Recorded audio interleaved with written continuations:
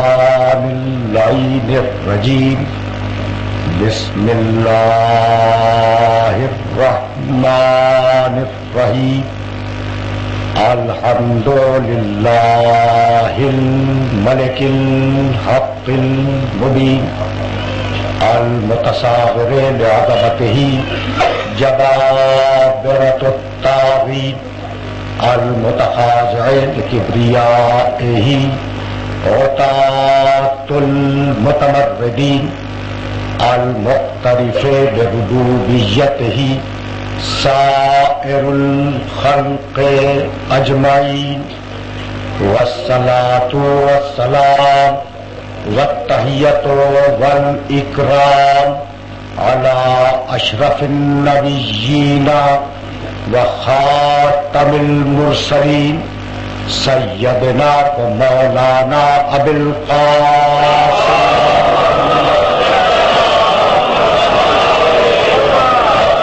واہل بیتہ الطیبین الطاہرین المعصومین المظلومین اما بعد فقد قال اللہ سبحانہ وتعالی فی محکم کتابہ المبین بسم اللہ الرحمن الرحیم ونفس وما سواہا فألہمہا فجورها وتقواها قد افلح من زکاها وقد خاب من دساها صلوات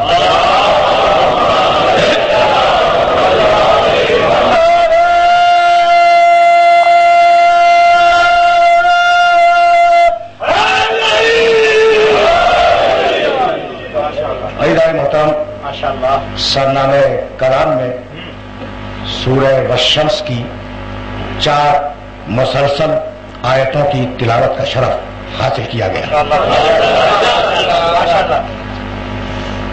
ان آیات میں پروردگار عالم نے یہ ارشاد فرمایا کہ وَنَفْسٍ وَمَا سَوَّاهَا، قسم ہے نفس کی کہ ہم نے اسے کتنا اچھا بنایا. قسم ہے نفس کی کہ ہم نے اسے کتنا بہترین بنایا.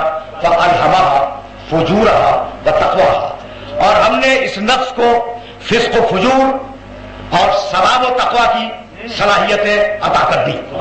فسق و فجور بھی کر سکتا ہے اور ثواب کے کام بھی کر سکتا ہے. قد افلح من زکاہا، وہ کامیاب ہو گیا جس نے اپنے نفس کو پاکیزہ بنوا لیا. وقد خاب من دساہا، اور وہ ناکامیاب ہو گیا جس نے اپنے نفس کو پستیوں میں چھوڑ دیا. دیکھو قرآن مجید کی خواہش یہ ہے، اب 2 گھنٹوں پر مشتمل یہ سلسلہ گفتگو ہے، آج کا 1 گھنٹہ اور کل کا دوسرا گھنٹہ. خواہش قرآن مجید کی یہ ہے کہ انسان اپنے نفسوں میں غور کرے، ہر انسان اپنے نفس میں غور کرے. سورہ روم قرآن مجید کا 30واں سورہ ہے اور اس کی 7ویں اور 8ویں آیت.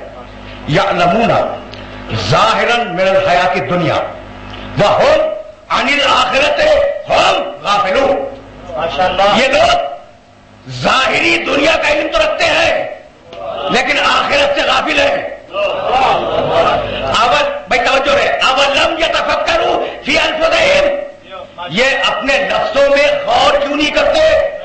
ما خلق اللہ السماوات والارض وما بینہما الا بالحق واجل مسمى. اللہ نے ان نفسوں کو اور آسمان و زمین کی ہر شے کو ایک منصوبے اور ایک حکمت کے ساتھ خلق کیا ہے، وہ اجل مسمى، اور ان کا ایک وقت معین کر دیا ہے. یا سنتے چلنا، ابھی تو میں منزل تمہید میں روک رہا ہوں. دیکھو ایجنڈا کچھ اور تھا اور ایجنڈا تبدیل ہو گیا ہے. پڑھے لکھے لوگ جب بیٹھے ہوئے ہوں تو جی چاہتا ہے کہ ذرا قرآن مجید کے بعد اسرار و رموز سے آشنا کرایا جائے اپنے نوجوان. ٹھیک ہے قرآن بس سننا، اب پڑھے لکھے لوگ ہیں تو اللہ کی خواہش یہ ہے کہ تم اپنے نفسوں میں غور کرو. ہر انسان کے پاس نفس ہے، ٹھیک ہے نا؟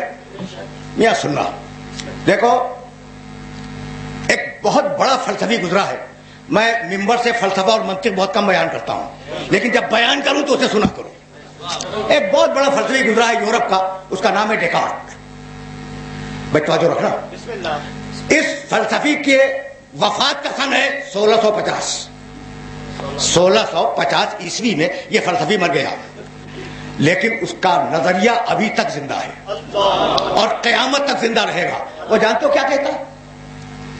پڑھے لکھے لوگ ہیں نا، تو میں نے یہ ڈیکارٹ کا ذکر اب آ گیا ہے نا، تو ذرا اطمینان سے سنتے جانا.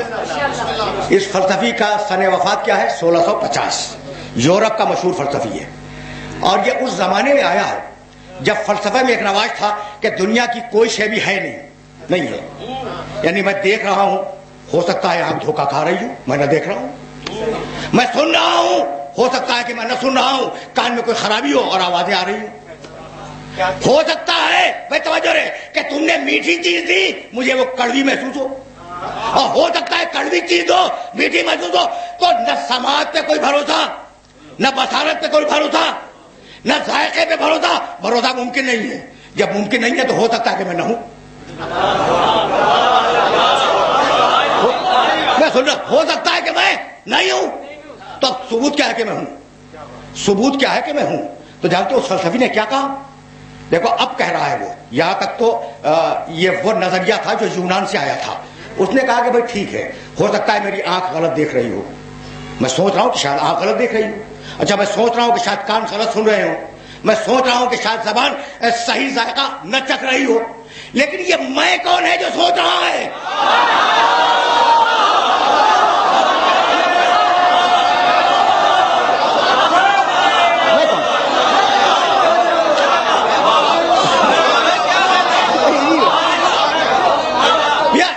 یہ تو طے ہو گیا کہ آنکھ غلط دیکھ سکتی ہے، کان غلط سن سکتا ہے، زبان غلط چکھ سکتی ہے، یہ ہو سکتا ہے. لیکن یہ جو میں سوچ رہا ہوں، تو یہ میں کون ہے؟ یہ ہے میرا نفس. تو کچھ ہو یا نہ ہو، میرا نفس تو ہے.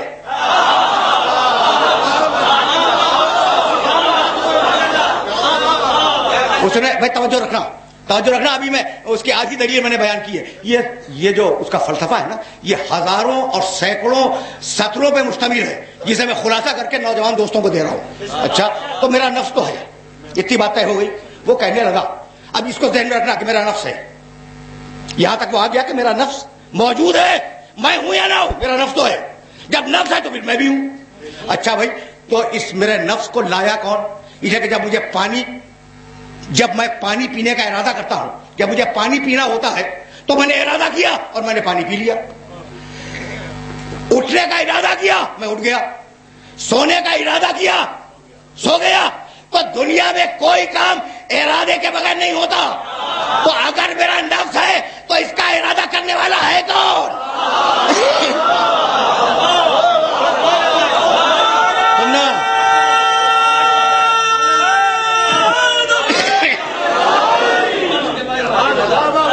جب میرا نفس ہے تو اسے پیدا کرنے کا ارادہ کرنے والا ہے کون؟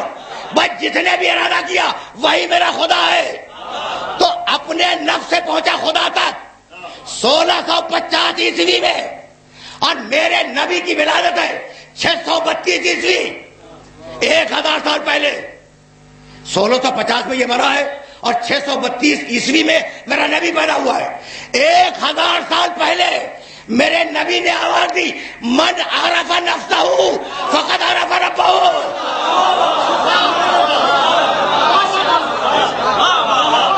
سن رہے ہو؟ سنو.